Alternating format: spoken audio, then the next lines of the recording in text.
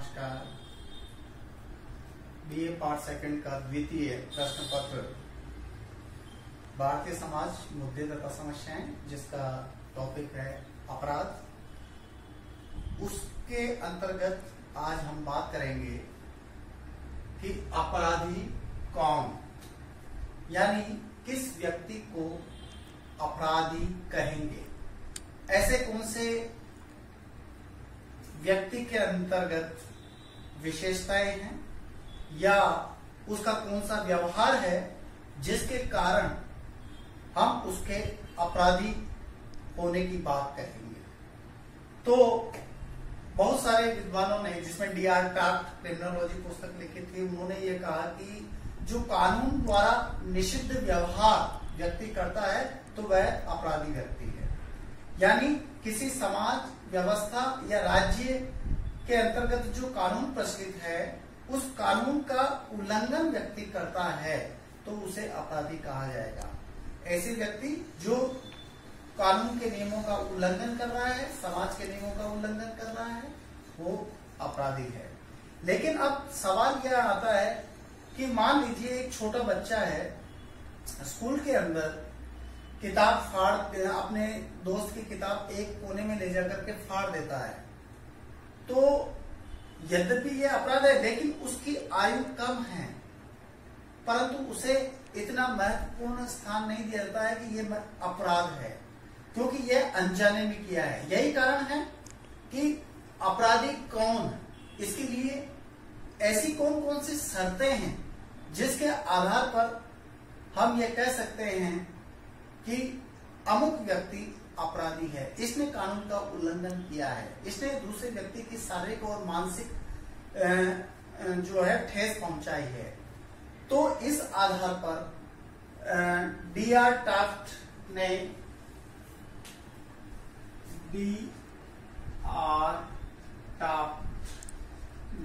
Criminology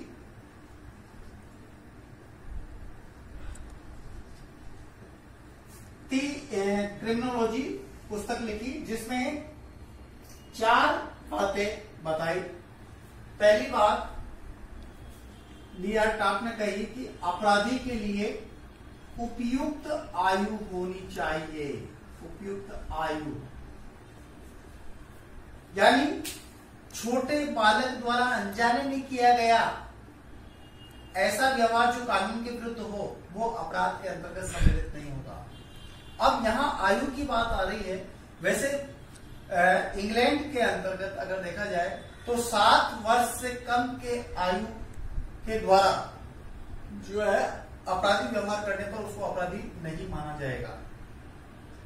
America के अंदर भी आयु और शारीरिक विशेषताओं के आधार पर, यानी लंबाई चौड़ाई और शारीरिक विशेषताओं के आधार पर ही जो है देखा जाता है। वैसे संसार में लगभग 6 या 7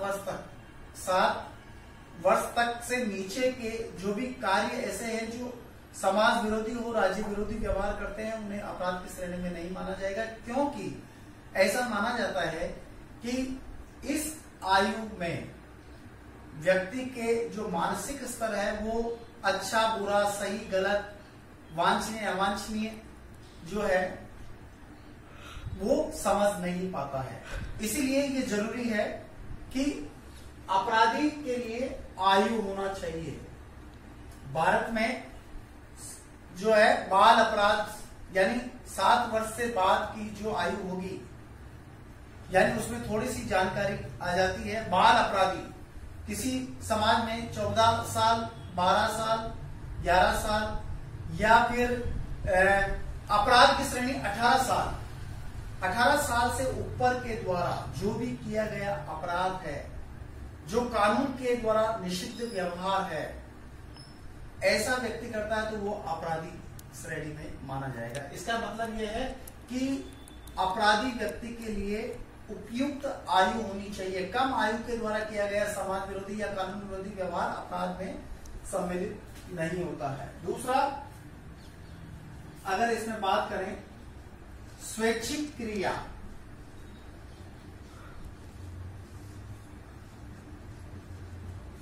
अपराधी के लिए ये जरूरी है कि उसकी जो कार्य है, उसका जो इंटेंशन है वो स्पष्ट हो।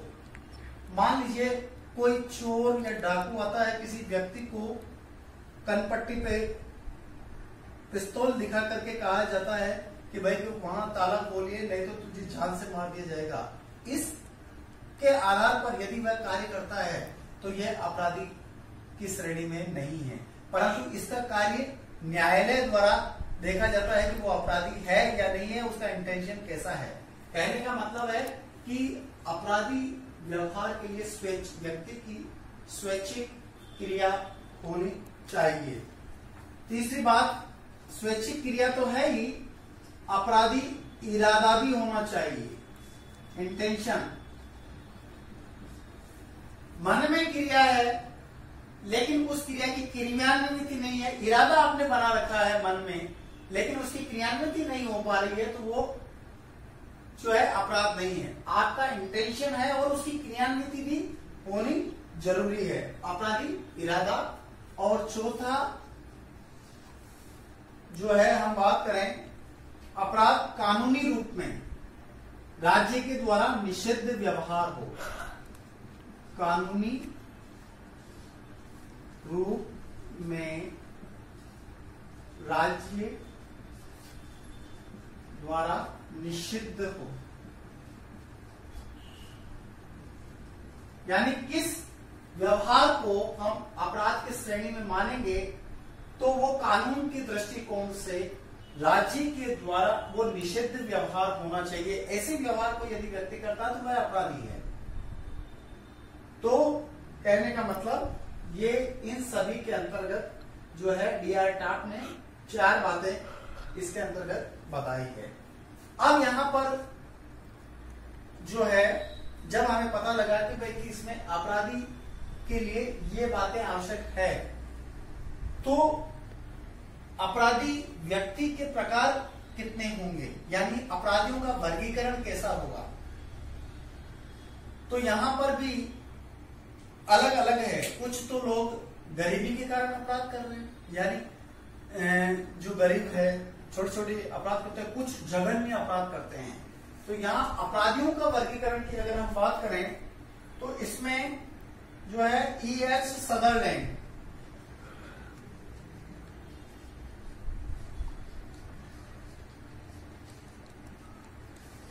इसने 2 प्रकार का वर्गीकरण दिया है।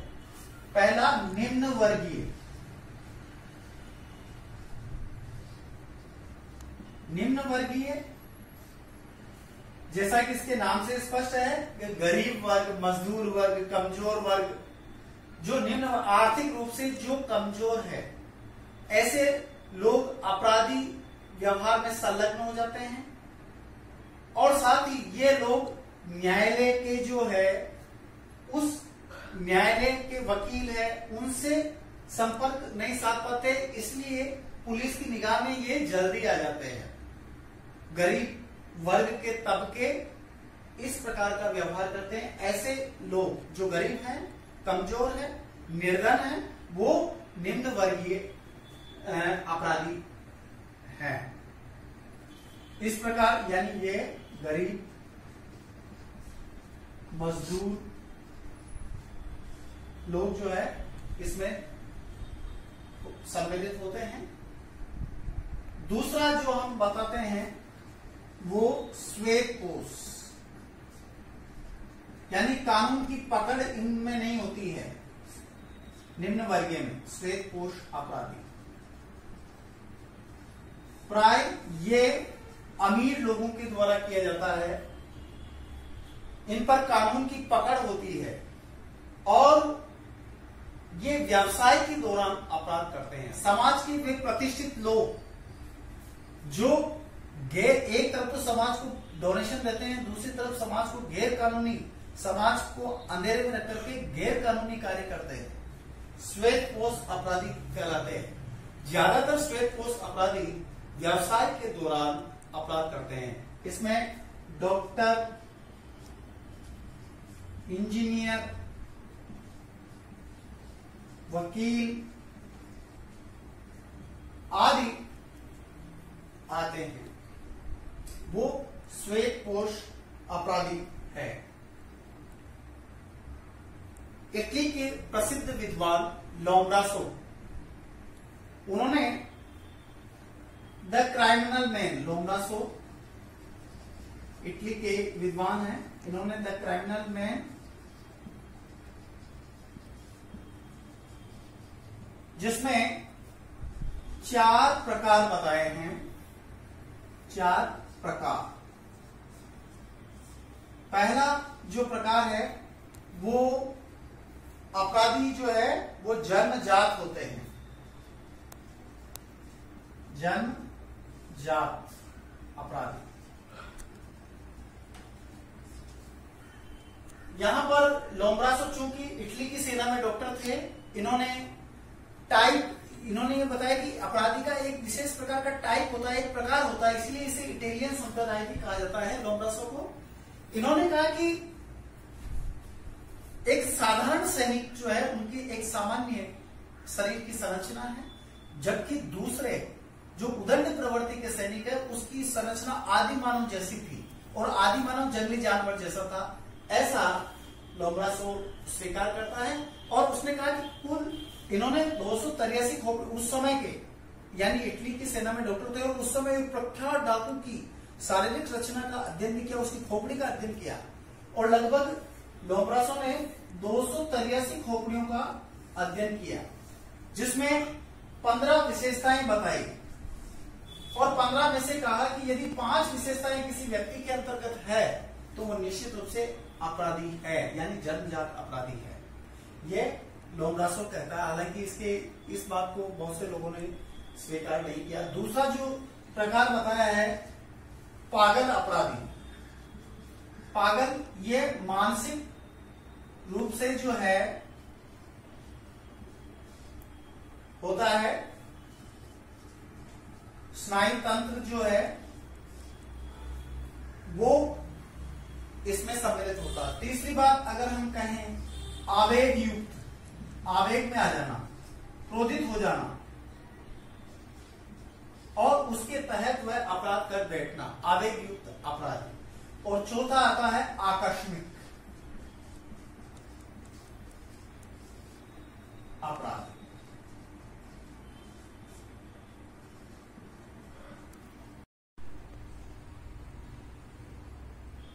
इसके बाद राम आहूजा ने, प्रसिद्ध समाजशास्त्री राम आहूजा, आपने अपराध शास्त्र अर्थात क्रिमिनोलॉजी पुस्तक लिखी, अपराध शास्त्र।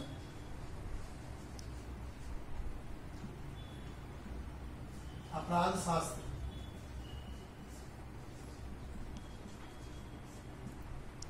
इस पुस्तक में 3 प्रकार आपने बताए हैं, जिसमें नंबर 1 लक्षणात्मक,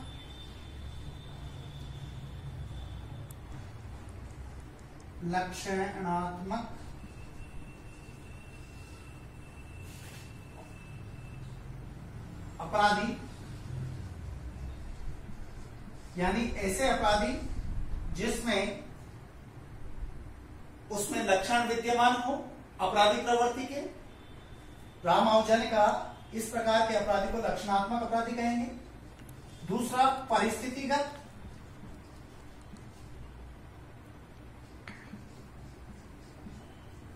अपराधी, यानी ऐसे अपराधी जो परिस्थितियों के आधार पर अपराध करता है, यानी उसके पास में ऐसी सर्कमस्टेंस आ जाती है, परिस्थिति आ जाती है जिसमें वो उचित और अनुचित का ध्यान नहीं कर पाता और ऐसे समय में वह ऐसा व्यवहार कर बैठता है जो कानून विरोधी होता है, परिस्थितिगत अपराधी कहलाता है। और तीसरी बात नैतिकता संबंधी,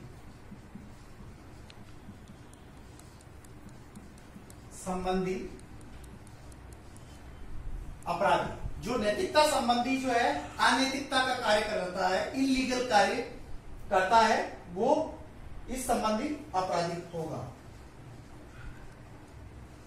हेज ने भी जो है वर्गीकरण दिया है, हेज विद्वान है,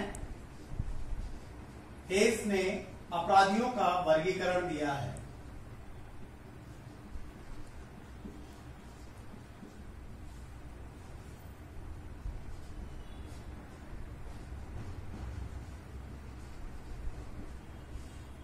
अपराधियों का वर्गीकरण प्रस्तुत किया है, जिसमें अगर हम बात करें तो सबसे पहले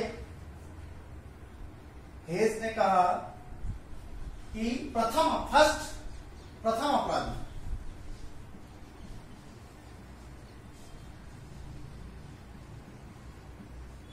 ऐसा अपराधी जो पहली बार अपराध कर रहा हो, वो प्रथम अपराधी कहलाता है। दूसरा है आकस्मिक अपराधी। आकस्मिक अपराधी, कभी कभार अपराध करने वाला आकस्मिक अपराधी कहलाता है। और तीसरा बात अगर हम कहें, आदतन, जिसका